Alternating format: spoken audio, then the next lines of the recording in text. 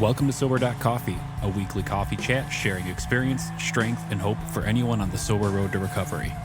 You can download Sober.Coffee weekly on all podcast platforms and check us out on Instagram at Sober.Coffee Podcast and on Twitter at SoberCoffeePod. To learn more about us and to help support these sessions, visit online at Sober.Coffee. Here are your hosts, two guys on their own path to recovery, Mike and Glenn. Let's join them at the coffee shop. Are we a hybrid? We are whatever you want us to be. Because like we're on YouTube now, but we're kind of like a hybrid YouTube. Like all we have. You mean like a YouTube wannabe, maybe? Yeah, right. So we only have like our sound on there. So it's just the podcast stuff with a graphic. Is that like a hybrid? I want to be a hybrid. Well, we had feedback that's saying we were probably not the best move going to video. I don't know why. You and me. That's the feedback we got. My mom voted for me. She thought I was cute. I know. She also said you're the funny one. So. Oh, yeah. What does she know? Go, Mom. She's our number one listener for sure. Yeah, exactly. So how you doing today? Man, I'm doing fantastic. I got the big jug of coffee, and I love being the sober coffee shop with you. Yeah. Well, with the price of orange juice right now and eggs, I think that it's easier to afford a cup of coffee. So I'm on this, nutrition weight thing, and they said the best thing I can drink is coffee. So I'm like, okay, I'm there. Right. Or light beer. No. That was not recommended by your doctor? Nobody ever recommended light beer. Yeah. You know, it's amazing. Once you get your doctors on your team and they know about your addictions, etc., life just goes so much smoother because they're very supportive once you're honest with them. Right? Well, I was going to say, that was the key, is I finally had to be honest because I painted a different picture, also known as lying. How many times did you answer the survey question with the answer socially? Oh, my gosh. Did you drink, Glenn? Socially. Well, here's the thing, is I would do my Google research and figure out what I wanted, and then I put a nice suit on, and I go very intelligently and articulate, exactly my symptoms. I'd make them all up, and then I'd walk out with exactly what I wanted. It was like my own drug dealer. Oh, and that's special. It did not episode. work. For those listening, it did not work. Hey, you know what works? What? Table for three. Oh, I love Table for Threes. Yeah. What's going on? Well, today, we have we love feedback. We get so much good feedback from our listeners / listening family, and podcast at Sober.Coffee is how to get a hold of us, but also via your channels that you maintain. Yeah, Sober stuff. Sober social media and that stays sober today. Yeah, so this ball of energy, Claire, reached out at one point and said, "Hey, man, love what you're doing, love what we're doing, and we should talk sometime." And so we've been trying to have this coffee, Claire, for it seems like years, but it can't be years because we've only been doing this 2 years. But it seems like forever. So excited to have you at Sober.Coffee. Claire's with Rehab Studios, and she's going to tell us a little more about it today. But Claire, what's up from the East Coast, right? Am I right? Are you East Coast or West Coast? You're out there. East Coast. Yeah, right. I am in New York, in Brooklyn. Do you got like an accent or something? Can you say something very Brooklynish? I'm walking here. I'm walking here. I'm telling you, I'm walking here. I don't really have the accent. When I have to say this. So Mikey, we do some prep. Sometimes he comes in with like 20 pages of notes and sometimes none. And but he put Rehab Barbie. Yeah. And I had like PTSD flashback to the first rehab I was in, Laguna Beach, in 2003, because there was a Rehab Barbie there. And I'm like, there is no way. Wait, was a real Barbie or? Well, that was her nickname. Oh, okay, Rehab Barbie. Rehab Barbie. And I'm like, there is no way that's who this is. Yeah, all right. So, Claire, it's great to meet you. So, Yeah, I'm so excited to be here. Thank you so much for having me. Yeah, let's get into the weeds here a little bit, but tell me from global, a big broad brush. What's Rehab Studios? What do you guys got going on out there, and tell us a little bit about it. And by the way, no one can see us, but you do in fact have a picture of a Barbie behind you. So yes. So there's some correlation to a Barbie here. We're gonna figure out, and she's got a inmate number underneath her. That's like a mug shot. So it's like a mug it's shot. a Barbie mug shot. I love it. I custom ordered that to be big enough for the frame. I love it. So Rehab Studios, formerly Rehab Barbie, and then we had to change our name because of copyright issues. But did Ken get angry? Yeah, Ken was pissed. Ken was pissed. That is odd. Apparently That's the they funniest don't- thing I heard all week. That's You great. don't like when they slap Rehab in front of their Sure, company. sure. All of a sudden, it's not so funny. Yeah.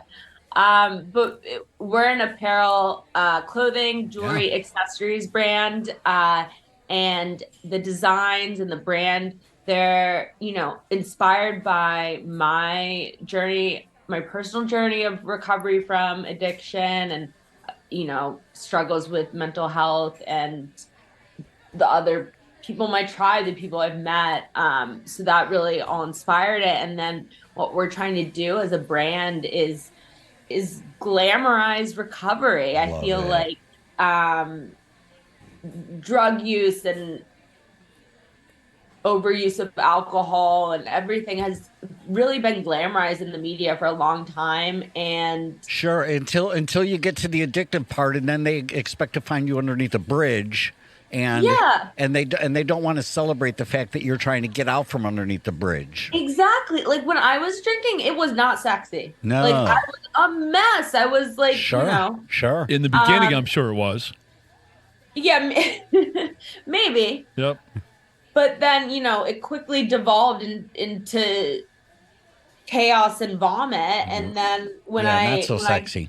Not so sexy. And then in recovery, I really found myself again and found what made my life beautiful and made me beautiful. And I think that should be so celebrated and talked about and not stigmatized. So that's really what we're trying to promote. You know what I love? I love the word you use, glamorize, because that is such a bigger word than beautified. It's like, I don't know. It's just very... It's glamorized. I love that, and we should glamorize recovery because it's the most awesome thing in my life, and there's hardly a word I can put on the level of what I feel about recovery. So much stigma out there, and I know folks. There's a lot of effort, and I think it's going to take some time. But Claire, I love that. I love anything that we can do to take down the wall and the stigma and say, hey, we are really good people. I'm not the bum under the bridge with a bag. Do we feel we're being more accepted now? I feel like the door is a little wider than it was even before COVID. I think people, it kind of shook some of society up, the whole COVID thing. I just see more normalizing sobriety, and Sober January has kind of been born in this era, maybe a few years before that. But, now I like it so funny. Dry January is now, well, if that didn't work, go with damp January. See how that plays out for you, But do you feel the door's open for us a little bit, Claire? Yeah, absolutely. I mean, I definitely think now compared to even 5-10 years ago, people are a lot more accepting. The pandemic was obviously so hard on people with addiction and mental health issues. I mean, we really saw those numbers skyrocket. And because the world was so distracted by the health crisis of COVID, there wasn't as much attention paid to the health crisis of addiction that was also really exploding at that time. But now people are starting to focus on it more. And I think a lot of people, started drinking during the pandemic a lot more than they wanted to. And now people are realizing that alcohol isn't... Not doing it. Even if you're not an addict, and it's a whole different story, people are just realizing alcohol is not that great. Like, it sucks. Right. What's the big deal anyway, right? Yeah. So I've definitely noticed a lot of that. I mean, I will say there's still a ways to go. There still is a lot of stigma out there, but I am noticing a lot less. And a lot of other people have been coming to me, and people have never even struggled with drinking are saying, yeah, I really stopped. I really cut down. It's just... Well, here's the other thing too. And you've said the phrase a couple of times, it's... And I would imagine, and I got to go back and look at Rehab Studios and their new messaging and et cetera. But the thing is that mental health, right, is a real deal out there. Now, the most dangerous combination is when you exasperate that mental health with a drug or alcohol addiction. That's my story. I mean, that was my story. So I got both these things happening, and I'm just destroying life because I'm not curing, I'm not handling one. As a matter of fact, I'm sabotaging one with the other. But I love how Rehab Studios, and tell me if I've got it wrong, but you were kind of looking at that fine balance. You've got mental health issues and oh, by the way, behavioral addiction problems too. Tell me how those two play together well with Rehab Studios. Yeah, absolutely. I mean, I think they're just so linked. And it's hard to have one without the other. I mean, for my personal story, my main problem was addiction. But when I was, using every day and soaking my brain in alcohol and chemicals every day, of course it impacted my mental health. I thought I had so many disorders. Doctors told me that I had so many disorders. When I was sober, they all went away, right? So, yeah. I think that they're just so linked, and we should just really be supportive of each other, whether, you feel like you're more in an addiction camp or mental health. Like, the link is there, and we should just all be supportive. And that's right. That's right. Yeah. Yeah. Mikey just reached over and hit me because, that's my story is I was going to all these doctors and I had all these mental issues. I had the list. Oh, sure. And then I had the list of meds that went along with it. And just amazing. When I got sober, all those conditions went away. All those meds went away. And here's Sober Glenn. Yeah. Same with me. That's crazy. It's crazy. That's great. So tell me about Rehab Studios then. You've got clothing, accessories, apparel. So you're in the studio right now, right? Because we have the advantage of seeing you on video, and you're in the studio right now. It looks very studio-esque right there behind you. It looks very boutique-ish. Yes, very boutique-ish, yes. Yes.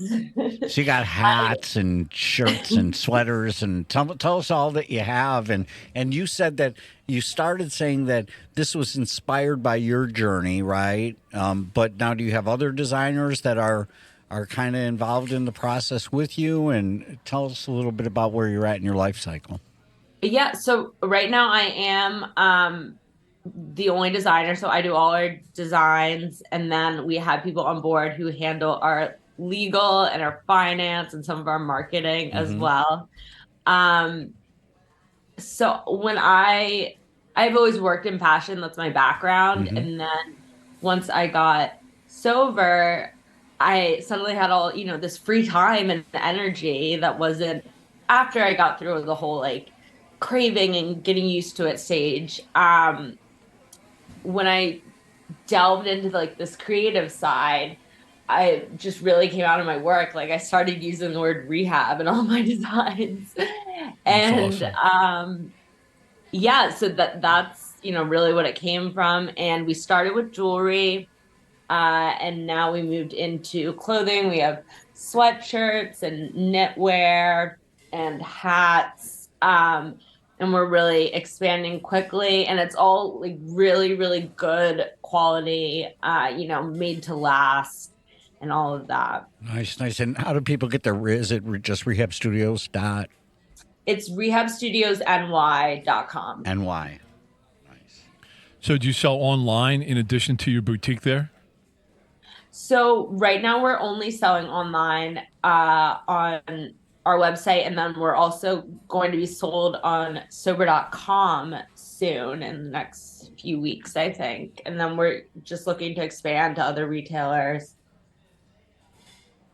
Very nice. Well, we're definitely going to get a link in our resource room to RehabStudiosNY.com. Yeah. So let me just so the what we're looking at, is that like a retail boutique, or is that like your living space or your design space or your workspace? Or yeah, this is just my workspace. Like we have samples here. Oh, that's really cool.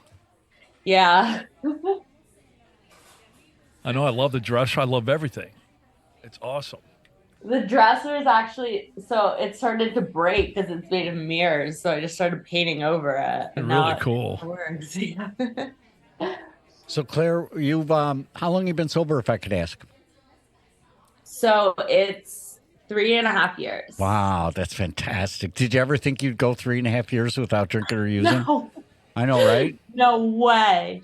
I remember when I first, got into the program, I was talking to someone and they're like, yeah, like this is my second time after relapse. Like last time I was sober for 6 months. Right. And I was shook. It's like 6 months without alcohol. Like I could never. I know, right? No, it still shocks me to this day. That's wild to me. Never would have thought. Now you, how much of your obviously you're full time doing Rehab Studios and you're really digging it and you're liking its direction. Anything new that's coming out that we should know about, that people should hear about? And I know at one point, didn't you have like I'm saying this wrong, like an army thing going or something? Wasn't there, right, on your original website, didn't you have something like you could join? What was that? It was a unique word you had. Well, we do. We have like our community page, right? Where the Sober Tribe. I like to call it the Sober Tribe. The tribe. Yeah. That really comes from my dad because he always referred to like my friends who I met the program and as my Sober Tribe. I love it. I love that so much. But so the community aspect of the brand is so important to us. I mean, Rehab Studios, of course, it's about the products, but it's beyond that. It's about building up a community of like-minded people, and I think community is one of the, if not the most important thing in recovery. So we do this community page where we share different Sober Tribe members, podcasts like yours, and books and articles and things that are going on in world. And then we have the Sober Nation page, which is a new page. So that sounds almost bigger than a tribe. Yeah. Well, that one we're building up, it's sober bars and great, like sober friendly events in different cities. That's fantastic. And even I love that. Yeah, we have some travel guides on there. It's like how to go to spend a vacation in Thailand sober, or go to Vegas sober. I went to Vegas. Man, that's awesome. For a weekend with my friends to celebrate after launching Rehab Studios. And, it was sober and everyone was like, don't go to Vegas. I had the best time. Yeah, right. Oh, yeah. That's outstanding. So how does one connect to Sober Nation or Sober Tribe? How did they do that? Through the website? Go to our website and you'll see it there. Sign up for a newsletter so you can know about all the cool things when they launch. Sounds super exciting. I'm signing up right now. Oh, you're joining the nation? I am a tribe. Step aside. I'm part of the nation. All right. He beat me to it. Oh, that's so exciting. What's the Claire, what's one last thing? Or I'm sorry, Glenn, did you something to change? Because you're a member now. I'm part of the tribe. You're part of the tribe. Yeah, I'm like the outsider. I got to get my handheld going here. No, I'm really excited. I love initiatives that are pro sobriety, that are breaking down the stigma, that are positive and bold and stepping out and say. I mean, I just had that instance a couple weeks ago where I had a chance to stand up and proudly say, hey, I'm sober, I don't drink, and when we go out to dinner, I will not be having a cocktail. Right. It was like you were walking into that awkwardly because of the stigma. Yep. Right. And then you got Claire out there beating the drum of, hey, let's glamorize this recovery. I love what you're doing, Claire. I love what you're doing. That's awesome. Will you keep us posted? Of course. We will promote all your stuff. And I was just on the website. I joined the tribe and starting to shop and good stuff. Your numbers are increasing already, Claire. No, love it. Love having you on. Love connecting with you. Yeah, it was so great to be here. Thank you guys so much for having me. Wish you the best. All right. Keep it up. Keep up the good work, Claire. All right. All right. Take care. All right. Bye-bye. See you, brother. All right. See you, Glenn.